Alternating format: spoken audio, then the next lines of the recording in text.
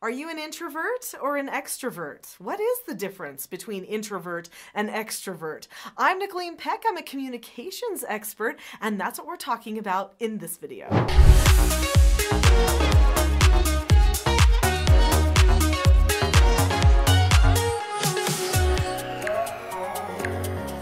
The Latin word vert means to turn. In fact, when a person is an introvert or an extrovert, it literally means where do they turn on the inside when they're in social settings.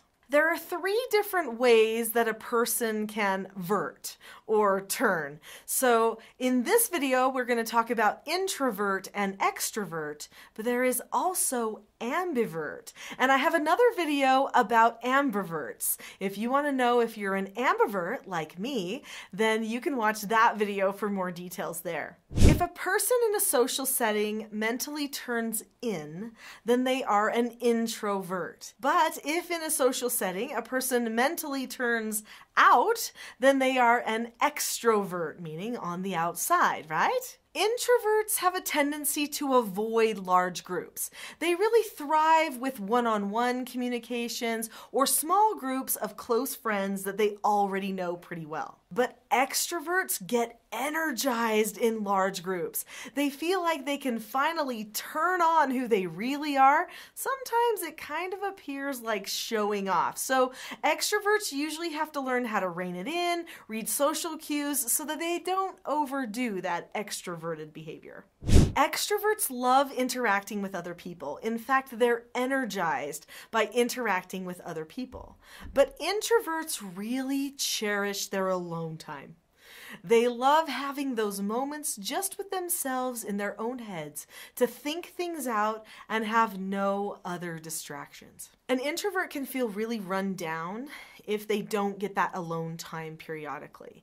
So if you have a child or a spouse or a friend who's an introvert and they say, "Oh, I've got to go," usually that means that they are just needing some of that time to energize, refuel themselves, and prepare for the next social situation. This means don't take it personally. An extrovert, on the other hand, can feel uncomfortable and can even feel neglected if they get too much alone time. They might feel like nobody cares, and they might feel like their life isn't going well. They'll stop having a sunny disposition, can even end up having depression if they don't have time where they interact with other people on a regular basis. Extroverts are the ones that we usually refer to as social people.